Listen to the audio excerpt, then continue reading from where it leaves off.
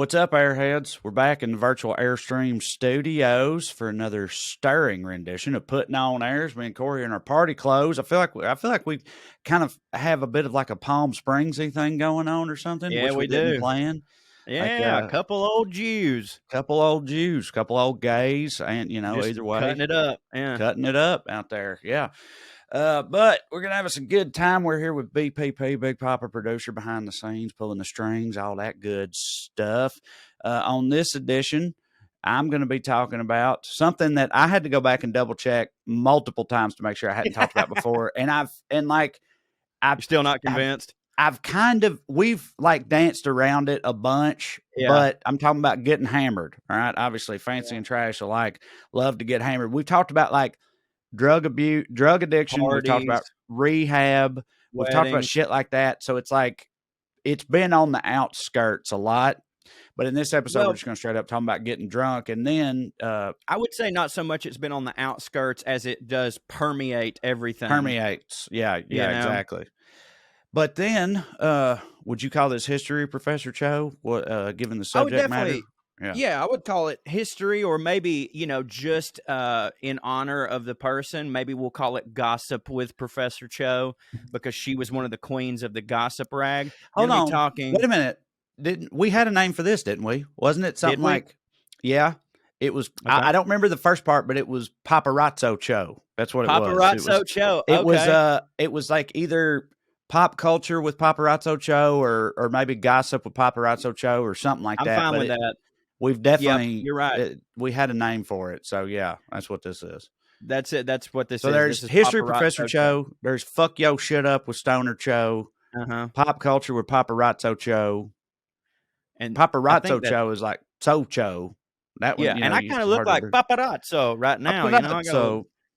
Yeah. Did you hear that, Dad? We're making extra work for you. You got to have a new graphic, Paparazzo Cho. Yeah. We're talking about one of the queens, Elizabeth Taylor. Yeah, who we just talked about in brevity recently when I was discussing weddings, because she's one of the all-time greatest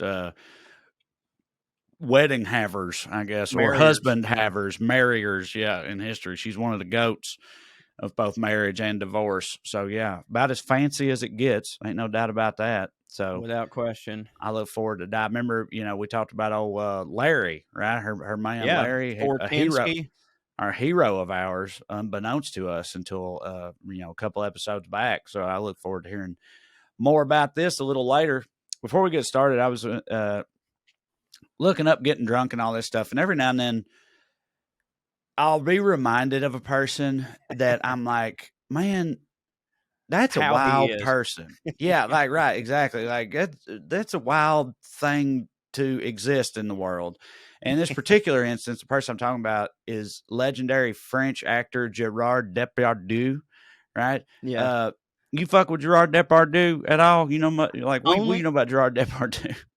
I fuck with him in the exact same way that you have just fucked with him, in that every now and then I will remember that he exists and I'll go, what the fuck? But like, I don't explore him any further. Like, I've never gone out of my way to watch any of his shit. I know that he's a legendary actor over there, but I genuinely don't know. And I think I know, but at gun to my head, I don't know if he's an actor like the Marlon Brando type, or if he's like the Jean-Claude Van Damme type. I genuinely don't know. I assume he's more like their Brando, right? I think he is more like their Brando. It's funny. I found this article in The Guardian, a profile of Gerard Depardieu, and it says, Gerard Depardieu, he's both the best and the worst of France.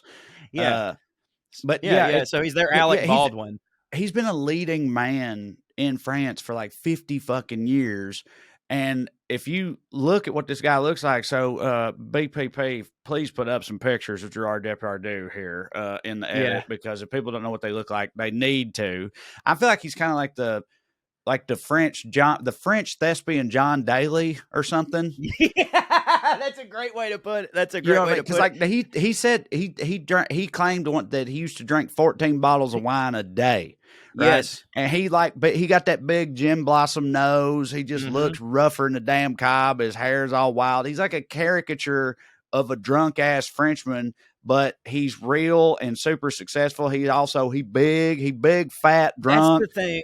All That's that the thing. just going through life, just hitting like a motherfucker. Well, since I've said that, we should also point out, apparently there's been some Me Too type allegations against Mr. Depp Pardue. Yeah. What? Okay. When I hear it's like, damn, dude, if you get Me Too'd in France, that's got to be pretty rough. But at the same time, he's still making movies. He's got movies coming out. So I'm like, well, maybe that didn't shake. I don't know the details of the Me Too situation with him, but I know they seem to be a little more, laissez-faire when it comes to laissez-faire when it comes to the whole Me Too thing in France. It's like these touchy-feely. What are you going to do? It's just part of their culture, I guess, based on purely upon skunk cartoons. That's what I'm basing that on. Getting Me Too'd in France is like getting a DUI in the South in 1964. You must have been doing some shit, boy. But that's actually the reason why I was leaning towards he was like more their Marlon Brando or Orson Welles, because I too had heard about his Me Too claims and shit, and I was like, man, if he's actually been accused of all this shit, yet he's weathered the storm, he must really be good. And I don't mean that in the sense of like that means he should weather that storm. It's just that like that's often how that goes. Like if you do some fucked up shit, it's on this scale of like, well, how hard do you hit? And that's how you know if we'll let it go. You know what I mean? Right. And so I heard he was this legendary drinker or whatever. So I just got on YouTube, looked up Gerard Depardieu stuff, right? And he was on the Graham Norton show in 2012. So, fucking 11 years ago now. Like 2012 to me is like, oh, right. Yeah, that was just the other day. But that's fucking 11 years ago. But either way, he was on the Graham Norton show. It's a famous UK talk show. And he was on there. And first of all, he comes out and he sits down on the couch or whatever. And they tell him, like, so you're not like super comfortable with your English, right? And he's like, no, I understand better than I speak, or whatever. And they say, well, we brought you a translator here in case you need her. She's right here. I have trouble with the word no. Yeah, her name's Monel or whatever, and they show this little this cute 20-something French chick who's there to translate for Depardieu if he needs it, right? Yeah. And he was like, oui, and he looks at her and he goes, it is hard to be, how's they say, fat and alone. Fat and alone, and she's just like, okay, I don't know what that. I guess that was like his version of hitting on her just immediately. He didn't even know she existed. Right. He didn't know she was going to be there. He didn't know none of that. And they're like, hey, we got this chick here to translate. And then he was just like, please love me, also, or whatever. How confident do you have to be to include the fact that you're fat in your pickup line? Yeah, right. Yeah, he's like, look, we know what time it is. Yeah, right. By the way, speaking of the Graham Norton show, like that show, I can't even imagine how big that shit truly is over there, because it's one of the like few things from not in America in the like entertainment world that I actually see pop up a lot, like on my Instagram reels, and like people, it like the Graham Norton show clips go viral on American internet a lot, and that's not true of a lot of their shit. So I have to assume that like he's fucking Carson over there. I mean, I agree with you. You would think. I mean, it's a great show. It's like he gets multiple celebrities out there at the same time, and they've usually all got a drink in their hand or whatever, and so it's just a little more like loose and bullshitty, and it's just right. I don't know. I mean, I love that show. I watch clips of it all the time. Too. But on this episode, Graham Norton started asking him. He was like, so you filming and this is not an actual Graham Norton. It's just generic because I can't remember how he actually talks. But he's like, so you're filming a film in Ireland, yes? And he's like, oui. He's like, so you had to take a plane from France to Ireland, and you're on the plane, and then Gerard Depardieu cuts in. He's like, yes, I pee on the plane, yes. And he's like, because he got in trouble for pissing on a plane, right? I'd heard that. He's like, I pee on the plane. And everybody starts laughing. And he's like, oh, you did? And he's like, of course, yes. Do not let people tell you that you cannot pee. You could die. Just like the lady the lady, she says, you cannot pee. I said, well, this is not in my mind. This is organic. I have to pee. And she says, no. So I tell my friend, give me bottle, so I pee in the bottle. She scream, I say, no, it's fine. I clean it up because, the pee, it was too much for the bottle. So it's all over the place. Anyway, now it's in the papers and, you're under the impression that Graham Norton was maybe not going to go there, and then Gerard just offered this up as, I know where this is going. Well, I think it felt to me like he was giving him a chance to sort of control his own narrative or play it off or something. And he was just like, I be on the plane. Like he just fucking rolls with it. Did he pretty great? Did he take the opportunity to do what most men like him would and make a wiener joke? Surprisingly, no. I guess he's confident enough in his own wiener. Yeah, but he never made a wiener joke. God, that's fucking fantastic. But all of this, everything about him except for the fat. Well, that's basically it. He sounds French other than the fat. You know what I mean?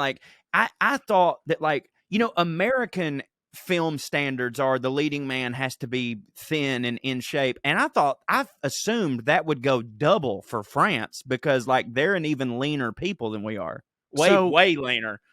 This is not even directly in response to what you just said. It's just part of his leading manness over there. He's got his own franchise over there. Okay. And it's a comedic franchise. And I'd never, what? No, not at all. Not at all.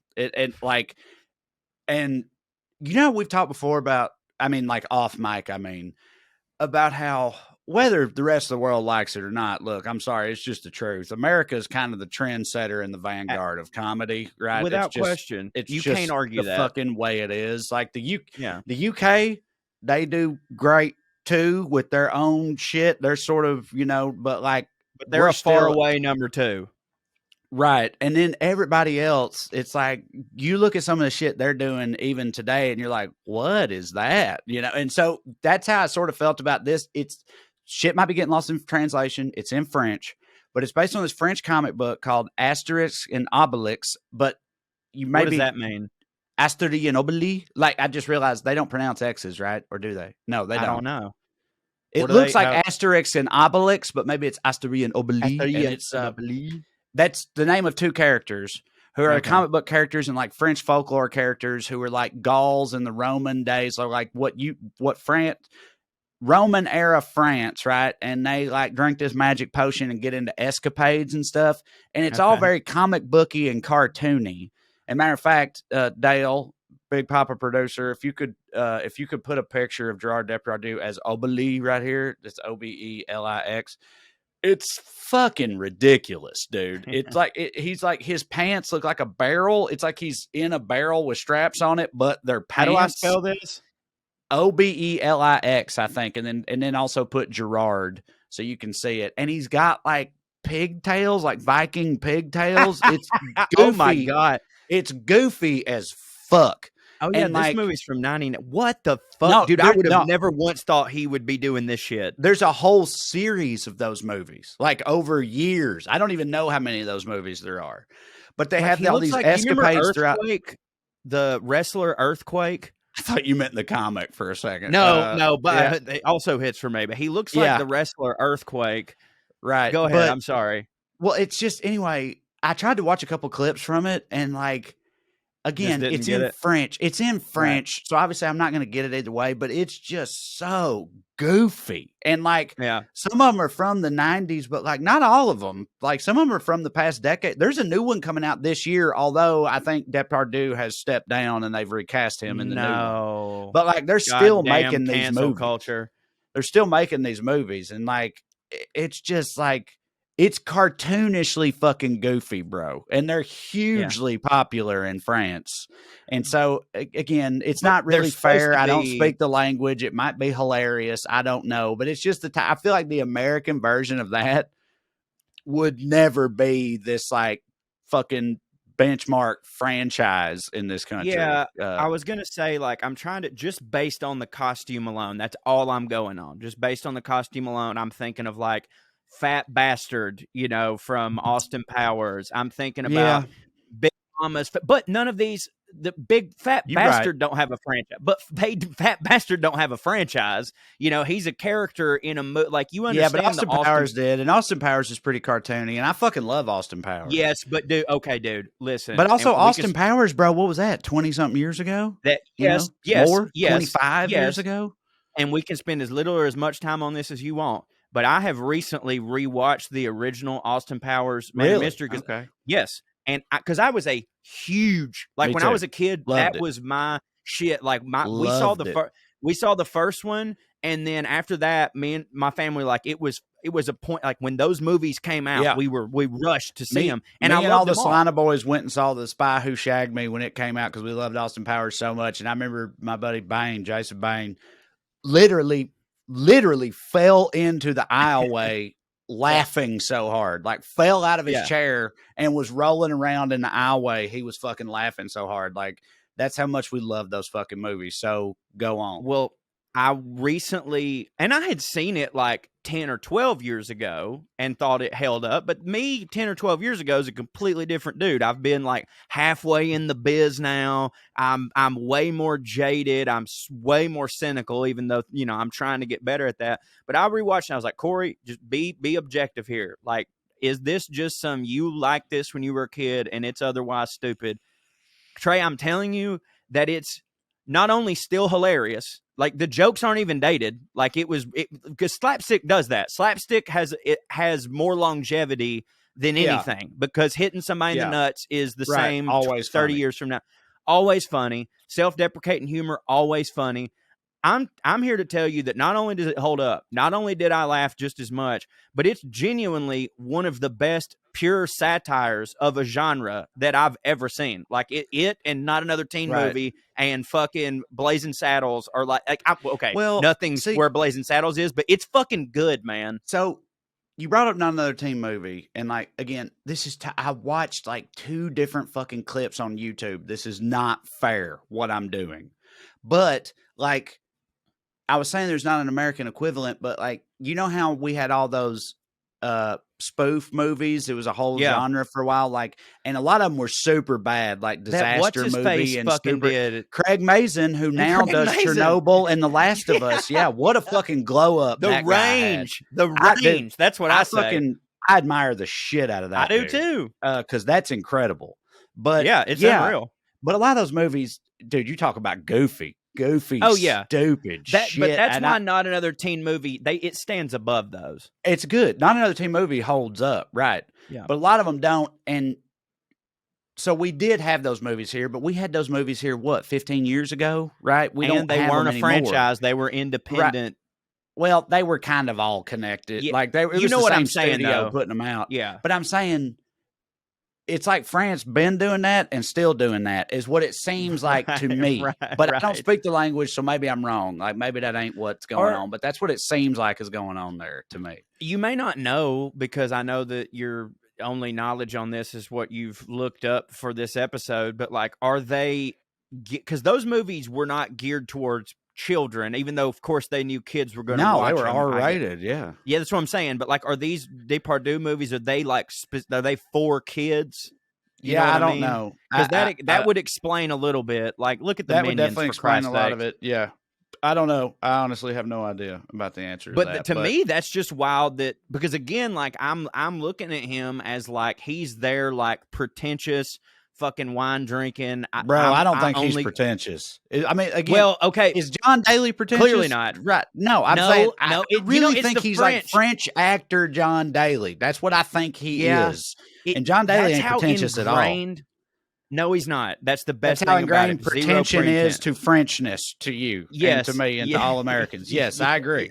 I know exactly. But what you mean. So fucking ingrained that I can't. And the name too, like that's not his fault. But like I hear that name and I think of like, here's a guy who like takes a yacht to Sundance every year, you know, and like that's his. Here's a guy who pisses on planes, dog. That's Well, also, I should know. I'm upset. This is another. I think this sounds like some John Daly type shit to me. And of course, this don't hit for me, but it hits for me in a funny way. He also got in a lot of hot water because like France tried to start taxing him at a higher rate or something. So he just like moved to Russia and became boys with Putin and shit or something like that. Boy, he's playing the hits, ain't he? Yeah, right, dude. Yeah. And he's like boys with Putin and fucking just pissing France off all the time because he won't pay his taxes and he lays drunk and fucking, I don't know. He's a wild motherfucker. And imagine thinking. And again, it's like if you looked at it, but you said Brando though, which is a good because if you look up young, he was the guy, of Gerard right? Depardieu, he's like you can kind of see it. And so he became that guy. He became that guy then. But he's been the fat sot that we all know for so long now that it's like, it's just wild to think of. It's like, that is their Marlon. But again, our Marlon Brando turned into a fat sot. Right. And Orson Welles. So, yeah, right. Orson Welles. It happens. There's a long tradition. It does happen. Dude. And if anybody understands how it happens, it's me and you. It's me and you, bro. Because like, you start hitting hard enough and fucking you can eat whatever you want and drink whatever you want. I don't know how you don't get fat. Like, bro, you only stay fit so that you can hit.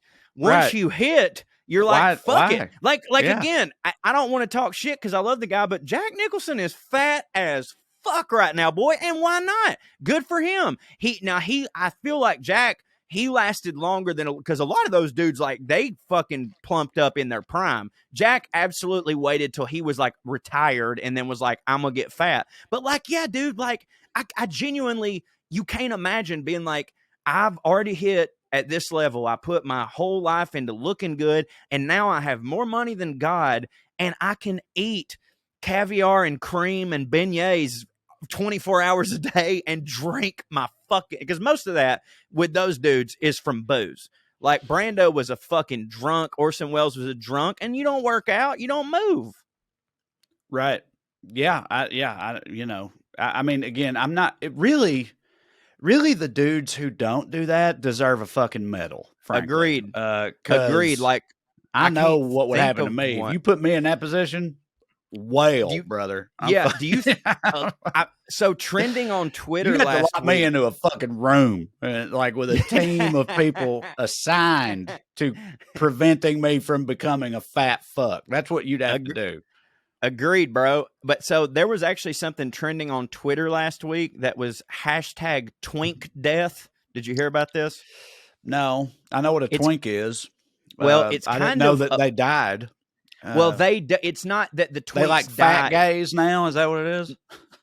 But it's not. But it doesn't even have anything to do. Apparently, a twink is in the gay community a tiny gay, but gays look like Timothy Chalamet. He a twink, right? Is twink, yes. But so he's like the proto twink, right? And I'm not saying he's gay. I don't know. I'm just saying no. That's but you're helping me out here because they look at straight actors and that's just a body type. Twink is just a body type, right? And Timothy Chalamet is like the ultimate fucking twink. Right, he's a fucking blue chip twink. He's like first ballot Hall of Fame fucking twink. Three-tool twink. He's the twink right now, the hottest twink in the business, and good for him.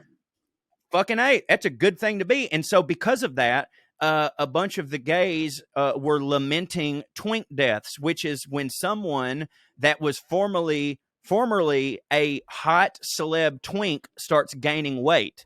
And so they put up the pictures, and that's their twink rough. Death. That is rough. And the most recent one that I saw, it was because of the re-release of Titanic. So a bunch of these old pictures of Leonardo DiCaprio were floating around. He was the Timothy Chalamet of the fucking late 90s and early 2000s, without a doubt. And honestly, that's underselling him by a lot. Timothy Chalamet could, you can't be what DiCaprio was anymore. I don't know, man. Give Chalamet time. Chalamet's really on one right now. Maybe, but as far as like box office and shit goes, those they just don't hit those numbers anymore. Yeah, right. That's like true. It's nothing against Chalamet or anything like that. It's just like the 90s was one of the last times that you could be that level of a superstar. But Leo, he's kind of starting to follow that fucking Brando, Wales. That's why I bring this up. He's starting to swell up a little bit. My man's hitting too hard. He's been hitting too hard for too long, dude. Eventually it catches up to you. It don't matter how hard you hit, you know? That's why I bring this up, because a lot of people like compare the careers of Leo and Jack, and Leo would even tell you like that's a guy that he sort of modeled himself after. And if you look at Leo right now, he's kind of starting to look like Jack Nicholson in the fucking like mid 90s when he had hit for so long. And so I can't decide if Leo, because the thing, first off, Leo, let me say this. Leo is not an overweight, obese man by any means. He has a, quote, dad bod, which he's the one that actually started that whole shit. So he looks fucking fine. It's just that Hollywood standards are what Hollywood standards are. We're actually going to talk a little bit about this in the Liz Taylor. But, like, do you think that he's going to get a hold of himself and be like, okay, I got to go back to Twink whatever? Or do you think he's going to be like, you know what? I got the Oscar. Fuck it. Call me instead of Brendan Fraser. How about that? Huh? The latter. Absolutely the latter. Do I think he's going to get a hold of himself? Absolutely not. I don't think there's a chance in hell he gets a hold of himself. And yeah, right, you know. And again, right, I also hope not. We need more of those guys. Yeah, we do. Yeah, I'm totally on board with that. Me and you don't have adequate representation in Hollywood, and we don't. Like, we never have. White, sure, but I'm not talking about white. I'm talking about fat, schlubby, dudes who used to hit in their 20s and now don't hit. That's what we need. Right. Yeah, that's what we need. Brendan Fraser, he is carrying that torch too right now. Yes, he is. Heart. He's doing his damn and roasting marshmallows on that motherfucker too. Absolutely. I love He's hitting for me. He's our guy. He's hitting for me real hard. But before we go on, because I'm just curious. Okay. What were there other prominent Twink deaths? Because you've made me curious now. Like, that was the only one that I remember. Now I can't think of it at the time, but there were, and some of them I didn't recognize. But you know what? Up top, maybe next week, if I remember, I'll go look at all the Twink deaths and we can talk about it. Because there were plenty, but Leo's the one that stood out. And by the way, before we get going, I just recently watched an interview of fucking Brendan Fraser talking about the whale, and he was like on the verge of tears talking about how he was so happy to represent these marginalized people. And he's like, you know, they're human beings too. And they were like, so how'd you do it? And they were like, well, I had to wear this suit in my arms just to fuck. And he starts going through this like horrific process of how he transformed into a fat, all while fucking like halfway crying about it. And it was just, dude, I got to show it to you. It's just so fucking tremendous. He had to wear these like weighted forearms for like 5 hours a day just so that he could feel the weight of a fucking fat person's arms. Right. But one of the reasons he was a great choice for that role is because like he had already sort of, you know, for sure, he had already sort of done that, like by Hollywood standards. It's not like he didn't understand what it's like to fat up. Yeah. Like he already was sympathetic, I assume. Yeah, and then they were like, "Son, you only think you know. Try these arms on. You're Hollywood fat." Yeah, right. He's like, "God damn. I thought I was FDDH, but I'm not. Like this is a whole nother level." Oh man. All right. Well, let's get into it. Right after this, I want to talk about getting hammered. I'd love to. We'll be right back. Dun, dun, dun. This is a public service announcement, baby. Manscape now has beard products and now a brand new nose and ear hair trimmer. If you hadn't already heard, the leaders in below the waist grooming are traveling north of your South Pole with their revolutionary Beard Hedger Pro Kit. Plus, they've also launched the brand new Weed Whacker 2.0, which confirms that they have all the best tools for your hygiene toolbox. So it's time to upgrade your toolbox by going to manscaped.com and using our promo code POA for 20% off plus free shipping. Y'all, I've been using the Weed Whacker for a long time, and frankly, I wouldn't go near my crotch with any other type of razor, but this beard trimmer has totally changed the game for me. My beard is very important to me. Now, I'm not saying I have the best beard in the world. I work with what God gave me, right? But I do have to make sure everything's lined up, because as someone with a big old fat face like mine, I have to invent a jawline with my beard.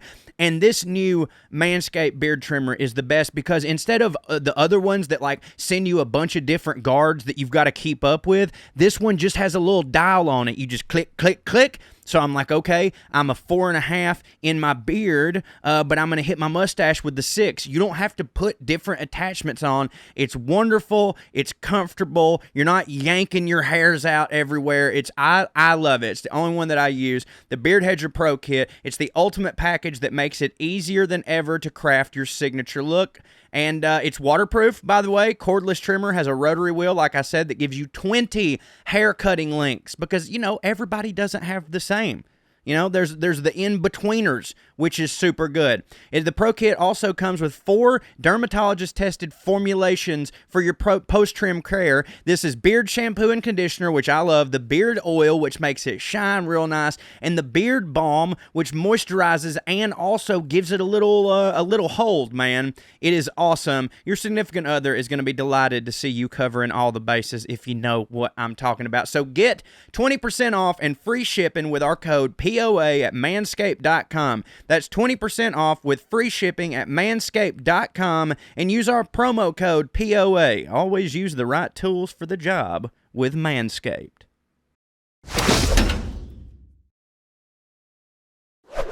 All right, we're back. Let's do it. Like I said, I wanted to talk about getting hammered, and I kept thinking, I was like, dude, you've talked about this. Surely to God. And I tried to, I looked in old episodes, the archives, went to the POA archives and whatnot. And again, like we've danced, which you can get at watchpoa.com, by the way. We've danced around it a lot. We've talked about rehab, drug abuse, things of that nature. We talked about why people be drunk and that sort of thing. That's all been covered. So I don't really want to talk about none of that. I just want to talk about just getting drunk, basically. Hits. And, you know, partying. You've come to the right place. Getting hammered. Yes, right, exactly. So, and also, I told you before we started, I think I'm just letting everybody know right now, there's a real good chance that this is going to end up being a two-parter for me. This could very easily end up spanning 2 episodes because I got a hard out today. Corey's got to talk about Liz Taylor, so we're going to. I was about to say it's either going to be a 2-parter for you, or I'm not talking about Liz Taylor. There's really only 2 options.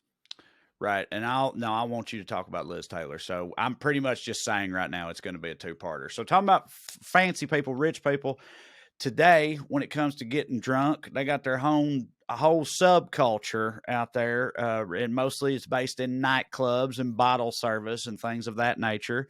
I read a few articles about it. One of them tried to draw this parallel, which I get, but I don't know that it's a straight line from this to today. But they drew this parallel between, which I'd never heard of this. In the 19th century, there was a custom called potlatches, right? Which I feel like turned into potlucks. Potluck, yeah. I guess but potlucks are not fancy. No, this was tribes in the Pacific Northwest, right? Oh, and it's okay. It's Potlach. So how would you say that? Potlatches? Potlatch. Yeah, right. Yeah, potlatch. Anyway, what they were competitive. Viking. They were competitive gifting ceremonies, all right, where a tribal chief would lavish gifts of considerable riches upon his guest to advance his title or rank. So they were basically flossing competitions, right? Oh, yeah. Multiple tribes would come together and different chiefs would be like, you think you hit, motherfucker? You don't hit. Check this out. Yeah. Like, I got 3 canoes, bitch. You know, whatever. Like, that's how it was. And you know what's fun? Like, one of our favorite podcasts, they're engaged in this without recognizing it. And it's 2 bears, 1 cave. Bert and Tom are engaged in a modern day potlatch or whatever. Yeah. Without being aware of it. But they also, when they'd have these ceremonies, they'd try to outdo each other with the gifts they presented, but they also, beyond that, they would destroy things that hit just to show how much they didn't care about that thing. Smashing a guitar.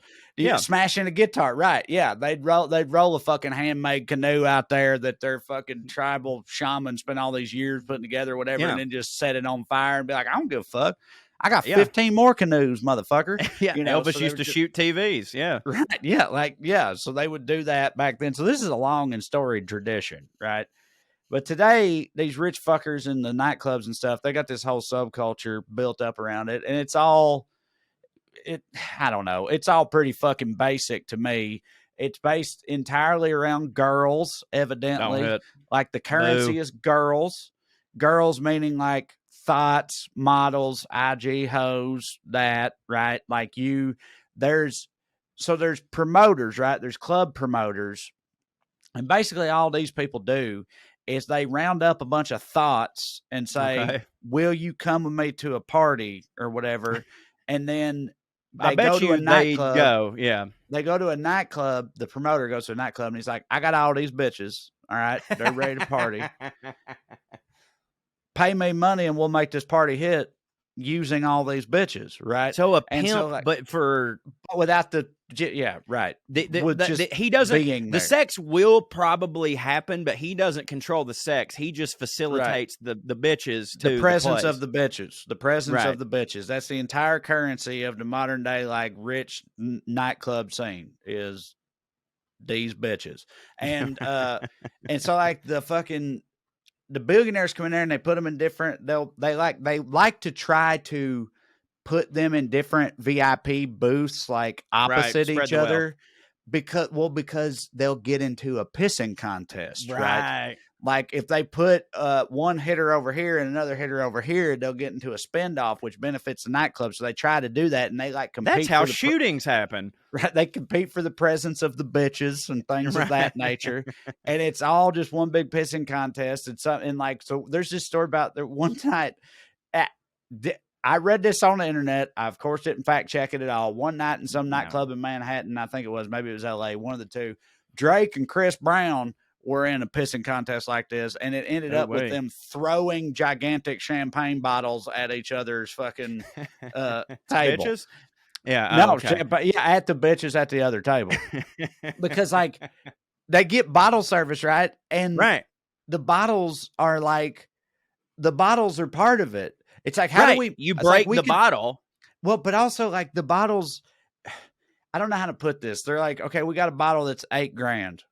We need to have a bottle that's $30,000. How can we accomplish that? Let's just make it cartoonishly large and covered with diamonds, right? Or whatever. Yeah. Like and those burgers that are covered in gold leaf or whatever. Like now, so now it's a $30,000 bottle of fucking bubbly or whatever. And they're all buying those and fucking chopping the top off of them with swords and throwing them at the lesser hitting fuckers on the other side of the room. And that's apparently how nightclubs work. Which like, where are you at? Where are you at on that? As a man in your mid-30s, a man who doesn't particularly hit, not on this level. Of course, I don't either. Neither of us hit on this level. I'm saying. Okay, all right. Jesus we Christ. don't. I was ready to answer, and then you had to talking about multi-millionaires and billionaires. We're not. You're fucking right. Like that. You're right. But what's your honest? I forgot that you were talking about. I forgot you were talking about that, and I thought you were just making a blanket statement of like, you're in your mid-30s and you don't hit. No. Yeah, right, which I don't. Not what I mean. Well, here's the thing. My mid-30s really ain't got shit to do with it. Now, I guarantee you, if I was ever into them, I'd be tapering now, but I have always, despite being a cho, I've always hated that shit. I have never once liked nightclubs. Right. Here's my favorite. All of my favorite bars have closed down. And do you know why? It's because all of my favorite bars is when you go somewhere and nobody's there. Like when there's only like 2 or 3 motherfuckers. And so like in Chattanooga, I'd be like, oh, I can't believe that place closed down. They'd be like, yeah, of course it did. Because the reason you like going there is because it's you and 3 dudes every time. Like, of course that fucking place closes down. I've always been more of like like a pub. I like going to a pub. Right. I don't like the fucking now, I went bald early, Trae. And a lot of these nightclubs will not let you in wearing a hat. Now, frankly, I would have hated them anyways, but that gave me no reason to even try. I fucking hate them. I don't like places where you can't. When I want to hang out with my friends, I want us to be able to talk, have a conversation. You can't fucking hear anything. I don't like it. I'm with you. I don't like nightclubs either. Never have. I don't know if it's because I was born not hitting. It's just in my blood or whatever. I don't know. But none of that. I'm not just saying this. None of that shit I just described appeals to me. I also already said there's going to be a 2-parter. It 100% is. I can tell that already. So I've made an executive decision on how I'm going to divide this. We're going to talk about just sort of parties, fancy people parties and shit, and then and maybe get to some trash party stories or whatever. And then next week, I'm going to talk about fancy people who love getting hammered. So that's what I'm going to do. Dude, so you can make this a goddamn 4-parter. We talked about nightclubs and whatever. So as far as the history of fancy people partying, I feel like it goes back having lavish, extravagant partying customs, right? It goes back to at least ancient Rome. All right, Trae, you know what a bacchanal is, or a bacchanalia? Where you get your butt fucked. I mean, if it was in Rome, but yeah, right. But do you know that term? It's called a bacchanal. Bacchanal, or in the plural, bacchanalia. Like I've heard about it, but literally the only reason I've heard about it is from the show Plebs, which takes place in Rome. So I've just heard the word. I don't really know the history. Okay, so the ancient Romans, they was the kings of culturally appropriating shit. They'd conquer people and be like, hey, that thing they do, that hits, we're going to do that, right? Yeah. It's been brought up before how they did that with all the Greeks' gods, the Greek pantheon of gods. The Romans just stole them and renamed them, right? So in the Greek pantheon, he's come up before too. Dionysus, right? How do you think the gods felt about that? As long as people were worshiping them, they were probably all right. They didn't give a fuck. Yeah. But the Greek god of like wine and hitting, Dionysus, right? In Rome, they changed that his name to Bacchus, right? Bacchus, Bacchus, right? So they had these like priests dedicated to that god, which that's got to be one of the hittingest types of priests to be throughout all of time. The priest devoted to the god of fucking getting hammered, right? Yeah. But so these priests would put together like rituals in service of the god Bacchus, the god of wine. And at first it was just girls. It was only girls that were allowed to participate, and they just get fucking naked and hammered and whatever else. And that's all it was. And it was a big secret. They lick on stuff. I'm sure they licked on all kinds of stuff. Word started getting out, and people were like, that sounds like that hits, you know? And the men had to be pissed. Gradually, it turned into this like underground partying scene, basically in ancient Rome, where they used to have a bacchanal, which is what they were called, every 3-4 months or whatever. And by the height of the Roman Empire, they were having them 5 times a month. And the way that worked is just like the priest would pick a spot in the woods or whatever and be like, this is where we're going to have the bacchanal, the party. And then like rumors would spread. It's like word of mouth. People get invited. You got to hit to get invited, or like, you know, be super sexy or whatever. And it was right. There was fat dudes, but only hot girls. Yeah, right. Yeah, hot girls, fat dudes, or like shredded slave boys or whatever, because they got butts to be fucked. You know, like you got to have the non-dickless ones. Got to have something to offer, right? And and it became this huge thing. It was like the nightclubs of ancient Rome, right? When they would happen, everybody's trying to get to the bacchanal, and these fucking things were wild, bro. I mean, which I know is shocking to hear, but they were wild. Like, first of all, it had to be some goats. Right, because well, you got to worship something. You got to sacrifice something. Yeah, right. Like something got to get sacrificed, and what's better than a goat? So you got to have a goat, man. Who bringing the goats? Oh, Bacchus is bringing the goats. Okay, Bacchus is in. He's the goat man, right? They drink fucking gallons and gallons, fucking barrels and barrels of wine and shit. You didn't have to be naked, but it was, you know, encouraged. You'd eventually get naked, and pretty much the thing was like, it was just a monument to excess, these parties. It was like, you show up, you fucking pound wine, you get naked, you get your butt fucked. Right. And if you don't like that, don't get come. The fuck out. Yeah, like, right. I was about to say, don't even be here. If you're going to try to not get any kind of hole fucked, just don't show up to this. Yeah. I'm sure the goat got some too on accident. Them's the rules. Those are like, those are like the parties. Those are the parties where, like, you don't even know, like, you just kind of slip in, you know what I mean? And get slipped in, too. Like, that's, so, you know.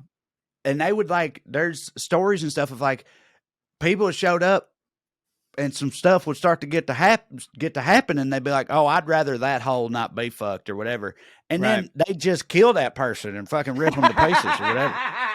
They'd be like, "No, you getting fucked. That's what we do here. Right? Yeah. You're either getting fucked or you're getting torn apart with the goddamn goats and getting." So I mean, they were fucking. It was. I'd take a butt fuck real quick. I'd change my tune. Absolutely. But I feel like even if I was in ancient Rome, I just don't think. I don't care if I was a 21-year-old fucking Roman hotshot.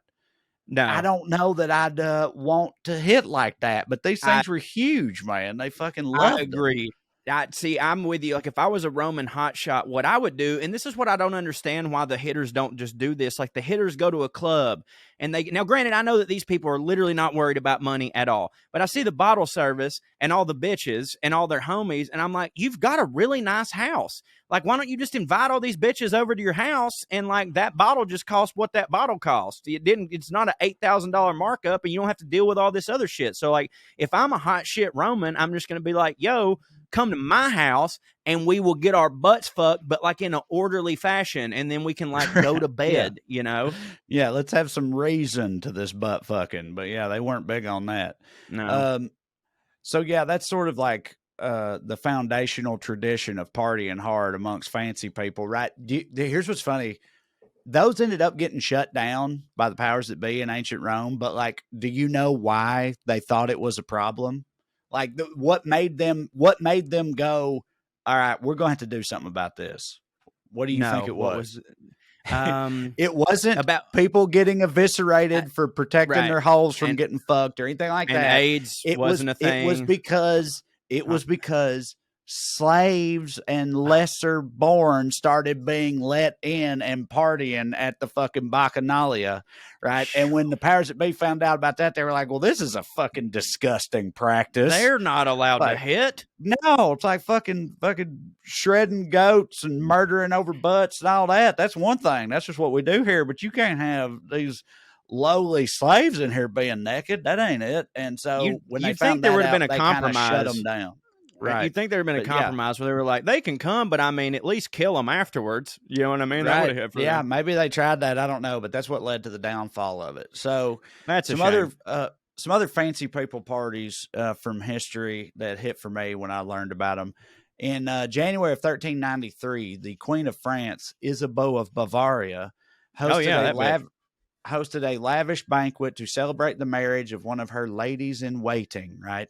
The highlight of the evening was this big musical theater number involving King Charles VI and 5 nobles who were all dressed up in woodland wild man costumes. So they're covered in like linen and trees and fucking leaves and shit. They're like forest people, right? Yeah. To do this little number. So King Charles is supposed to be part of it as they're doing the routine. The king's brother, the Duke of Orleans, arrived and was holding a torch and was like, this shit fucking his. This is great. And he like jumps out there in the middle of the woodland dance and starts like trying to dance with them while holding a torch. And in doing so, he accidentally ignited their tree sap covered costumes, triggering a blaze that instantly spread to the rest of the group. The king avoided injury. The king avoided injury. One man saved himself by diving into a barrel of wine, but the 4 other dancers were engulfed in flames and killed. So the king, obviously he escaped injury. Do you think it's because like he caught on fire and then he made one of his like lowly servants like cover him and they burned to death? Well, maybe, but I feel like he was just he just wasn't the one that got caught on fire, right? And so he was like, ugh. Yeah, right. And he made it out. Some other old boy got caught on fire, jumped into a barrel of wine and made it. And then the other ones, they just burnt to death because of the king's drunk, stupid cousin who was there. Dude, these are the stories that we hear about from back then because the only things that were in recorded history are things that the elite did. Like, imagine if the rich people were throwing parties and getting burnt to death, what the fucking rednecks were doing back then. You know what I mean? Right. They must have been dying all the goddamn time. Well, this is kind of on that note, I suppose, and I'll use this as a transition into, because I want to at least ask about some, like trash parties or whatever. So this is the transition point. This is the Venn diagram of the two, fancy and trash. The inauguration of President Andrew Jackson. I bet that was a rager. Was a wild affair. March 4th, 1829. All right. He's sworn in. All his supporters are there. You know, they're a bunch of Indian hating trash. I was about to say, not a Native American amongst them. No. And he's hammered, of course. Everybody's fucking hammered. They open up the White House to the revelers. They're like, come in, fucking, let's do it. Let's party. It's why you're partying in the White House. It's time, baby. Right. So all these fucking drunk 1820s dipshits get inside the executive mansion and just start tearing everything to fucking pieces. Right. It's like, you know, the January 6th of its day, except they didn't even have a political stance. They were just like, fucking, yeah, we're going to live forever. Fucking smashing a chandelier. Like that's all they were doing. And it got so bad they thought that Andrew Jackson his life was in danger. So he was like whisked away. They finally controlled the rabble by, they moved the booze out onto the lawn of the White House. And everybody just sort of like that fat rat floating on the smell of cheese from the cartoons. They just kind of went outside where Monterey Jack. All the booze was at Monterey Jack. Yeah. And then they closed the doors and closed off the White House to all these drunken dipshits. And that's how they sort of got it under control. So I feel like that's a good kind of a combination of a fancy party and a trash party. So with that said, we got to get to Elizabeth Taylor, but I wanted to ask, cause I'm sorry if this ends up being disappointing, but you seem like the person to ask, like, in terms of anecdotes regarding trash parties. Yeah. Throwing down. I can give you one. I've told you this before, but I don't think it was on the show. The wildest party I've ever been to, I helped throw. And it was. You've been at one of the wildest ones I was ever at, but go ahead. At your house that time, or your grandma's house? Yeah, my grandma's house. Actually, yes, that was a good one. But when I was in high school, Bane, who I mentioned earlier, actually is coming up again. His mama was out of town one weekend. It was Labor Day weekend, a 3-day weekend. So like Sunday night on Labor Day, we threw a big like high school party. And dude, it was like it was like something from one of those movies you see with high school parties. It was in fucking Clay County. It was the stuff of legend. And I'm not just, pumping myself up by saying that. In the words of Skybone, who was in my grade, the next week at school, somebody asked, he had been at the party. Someone asked him how it was. He was like, hey, as soon as you walked in, it was hoes, it was weed, it was beer, dog. It was people getting their ass kicked. It's like, hey, it was wild, son. And it was. People fucking throwing shit off the goddamn. There was like a fucking train being run and all kinds of shit. Shit's getting thrown off the fucking porch. People getting their asses whooped. It was fucking crazy. And still to this day, people that were there will like bring it, Labor Day at Bane's house is like the stuff of legend. So, I've been to about 58 of those parties where they still get talked about. I mean, obviously there's the ones that are like Mount Rushmore. And for the record, I'm going to tell this one anecdote and then we can bring this back up next week. And the only reason I say that is because if you get me going on this, then we're going to be here for 2 hours. But here's a little anecdote about the types of parties that we used to go to. So, my buddy Kit, shirtless motherfucker at my wedding. I do. Kit used to throw the biggest ragers. We were all drunk. Everybody had a shotgun, and we were just blasting cans. It's insane that nobody died. And Kit used to make hunch punch, and that's how everybody got so drunk. Because you didn't have to you could bring your own beer, but Kit made gallons and gallons and gallons of hunch punch. He took the cost on himself because he's like, when I throw a party, I want everybody to get drunk. And so he'd always said, he's like, I have a secret recipe to my hunch punch that I don't let anybody know unless they're in my circle. And me and Kit had been hanging out for a little bit, but I guess we weren't so tight. Then after a while, we got super close, and he's like, I'm going to finally let you in on the secret to my hunch punch. He goes, you got to come with me to my truck, and nobody can follow us because nobody can see the secret to my hunch punch. I'm like, okay. So we get back to his truck. He has one of them big ass Gatorade things that you used to dump on the coach and shit. And he's of course pouring, pure PGA in this motherfucker. Bacardi 151 before that was outlawed. Shit. Yeah, and so I'm thinking like, well, this is the secret ingredient, and then of course there's just regular rum. There's all this shit, and it's halfway full of liquor before he even adds any of the Hawaiian punch or whatever, fruit punch and shit. Yeah, and he's going through the whole motion, and he goes, and here's something that nobody would ever think about, but I'm telling you, it works. And he gets a gallon of whole milk, and he pours the gallon of whole milk in it, right?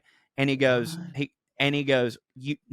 no one would ever know. You can't taste it at all because it's diluted with all this other stuff. He goes, it's a consistency thing. It makes it just a little bit more velvety and it goes down. And so I'm thinking, okay, that's the secret ingredient. And he goes, but here's the coup de grace or whatever. He grabs the oldest, rustiest hammer from the back of his truck I've ever seen. It's dripping in rust. And that's what he stirs this motherfucker with.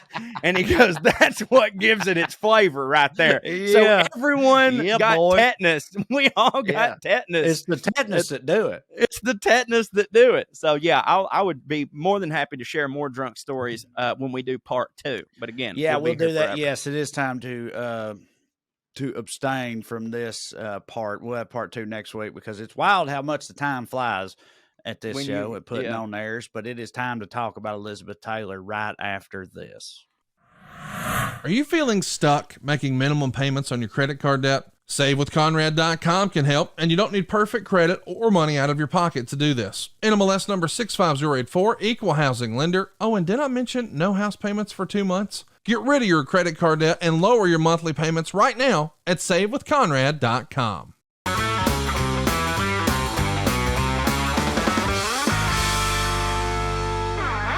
Let's do it, Trae. You want to talk about Elizabeth Taylor, but you got to tell me what you know about her first.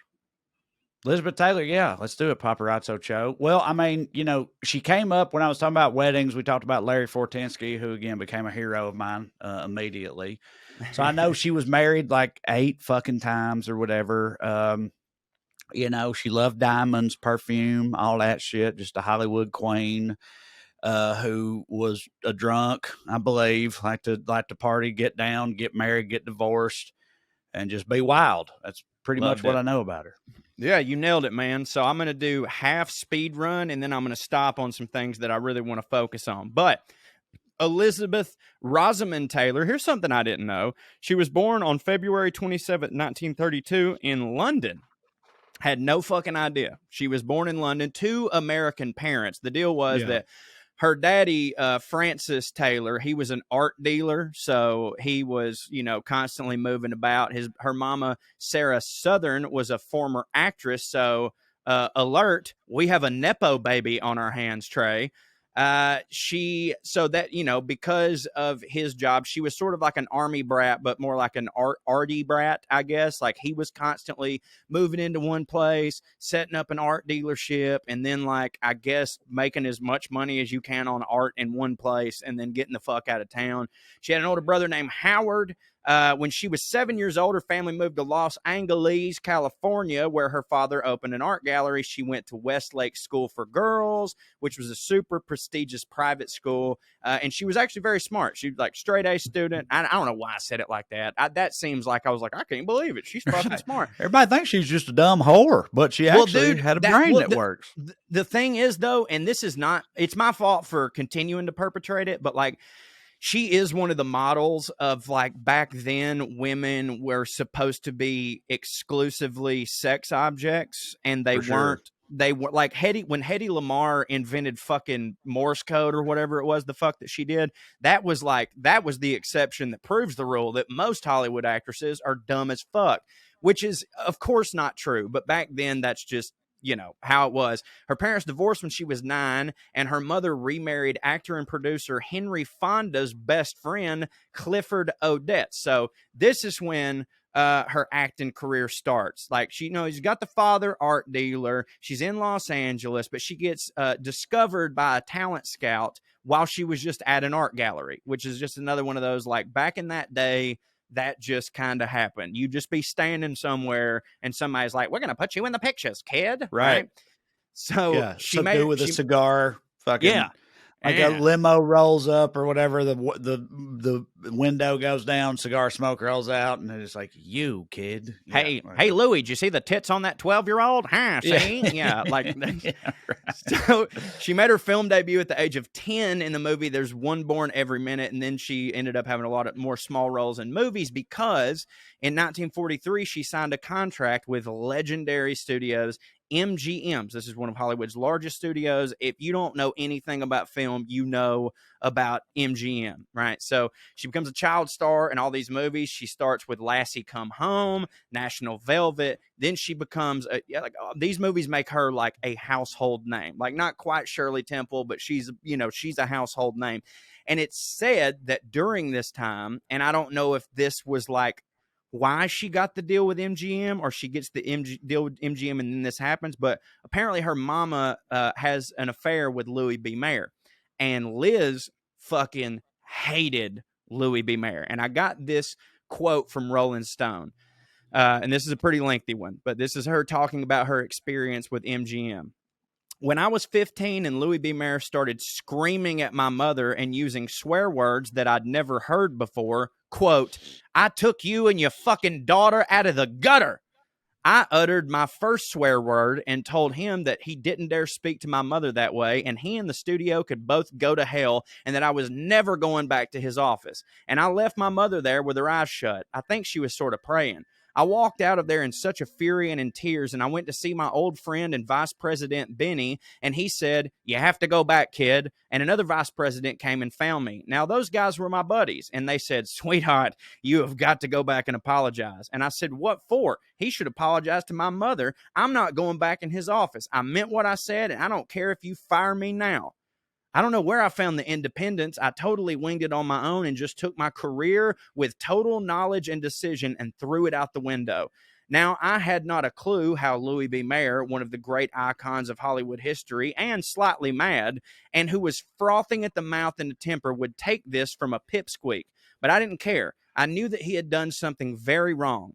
As it turns out, they must have wanted or needed me. Otherwise, they wouldn't have kept me. But that has only occurred to me in hindsight.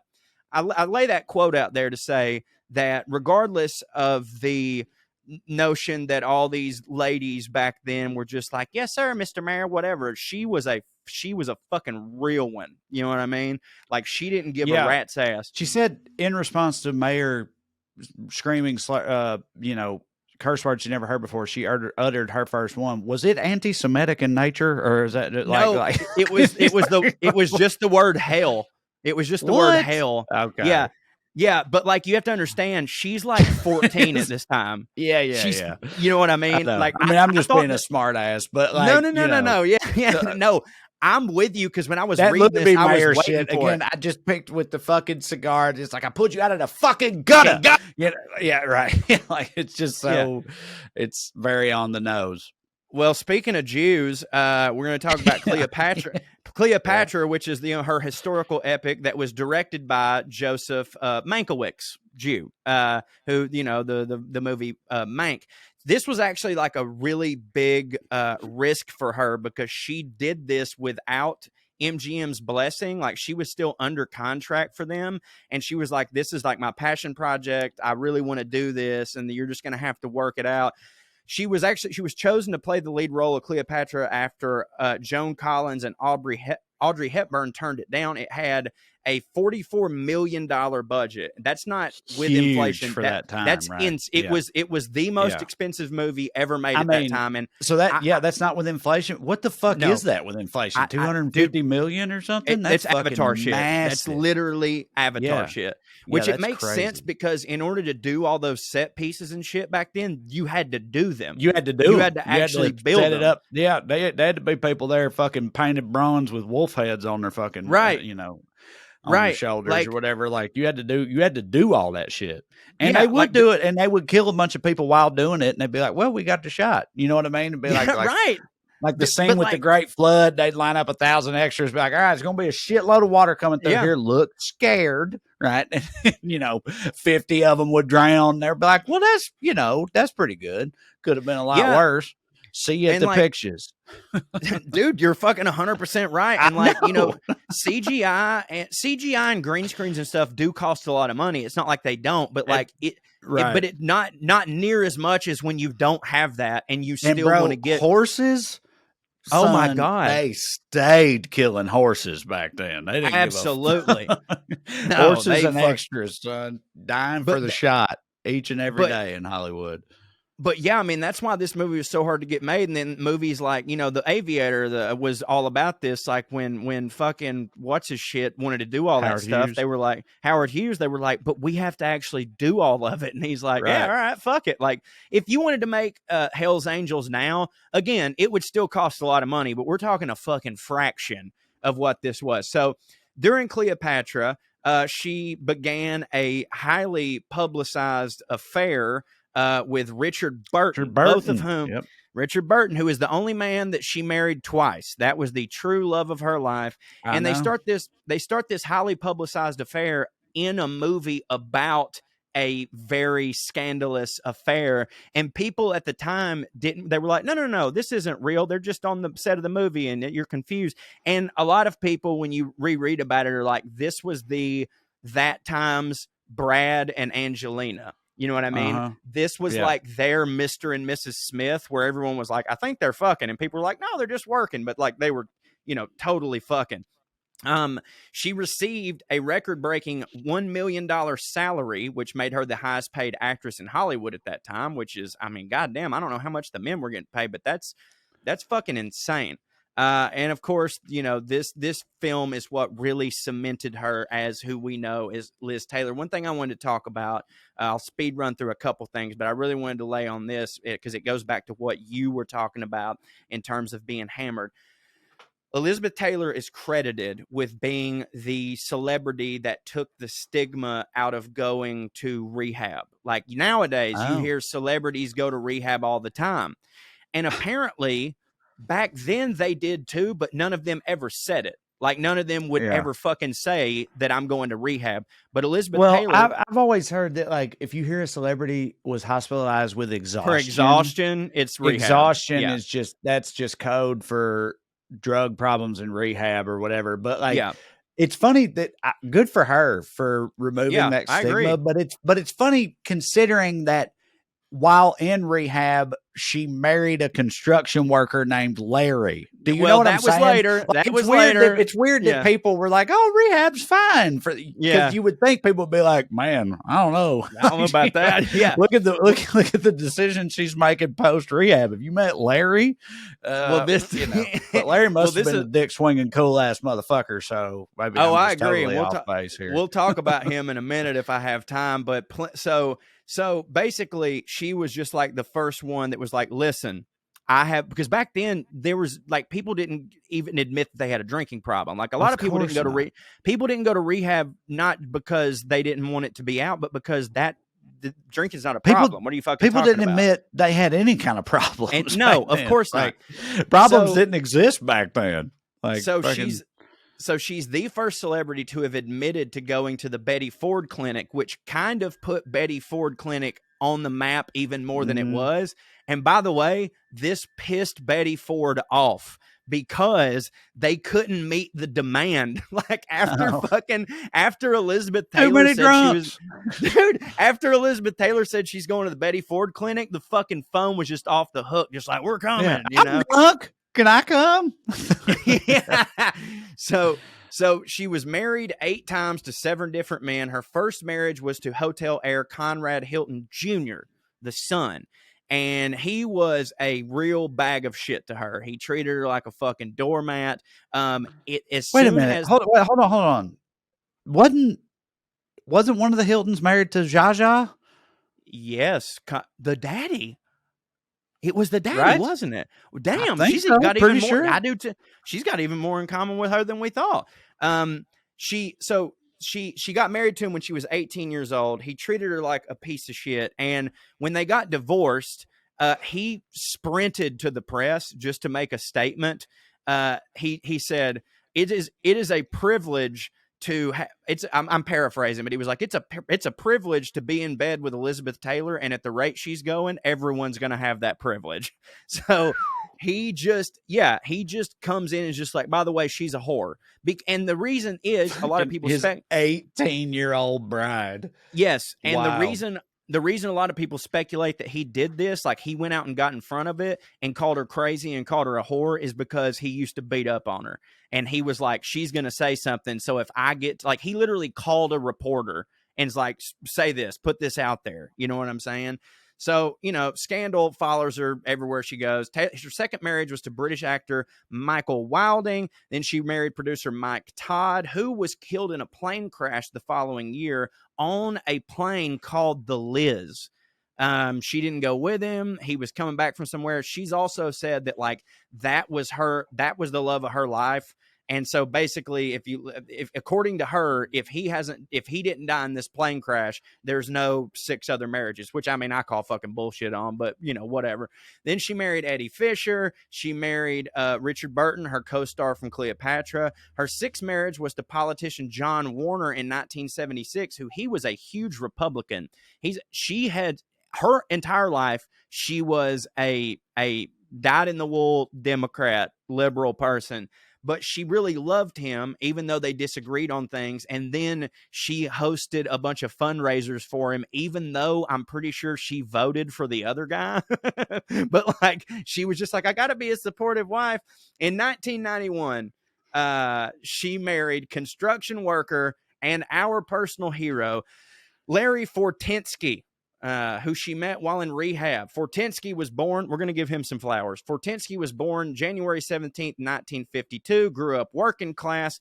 In 1988, while they were both undergoing treatment at the Betty Ford Center, where she frequented, they began a relationship. They eventually got divorced, but they remained friends, the whole time. Because he's a good guy. So Liz, she was also one of the first celebrities to speak out about AIDS when everybody was being hush-hush about it, even Hollywood.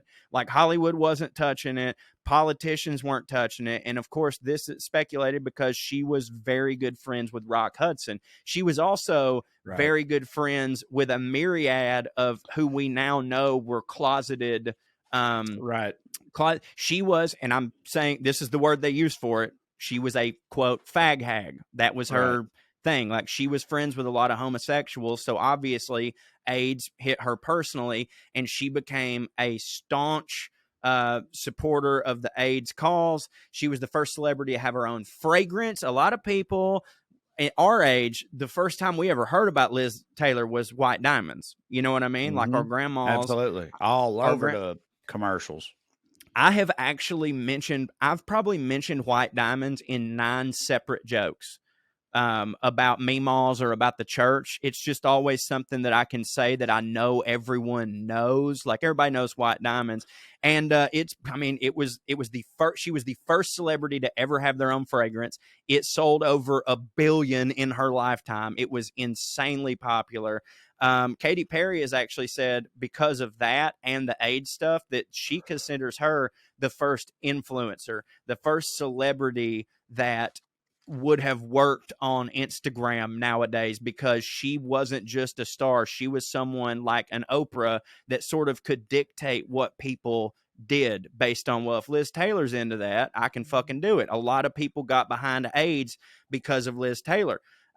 Elizabeth Taylor passed away on March 23rd, 2011 in Los Angeles, California at the age of 79. The cause of death was congestive heart failure, which she'd been struggling with for some time. She had a history of health problems throughout her life. And by the way, my favorite thing about her, she was late to her own funeral, Trae.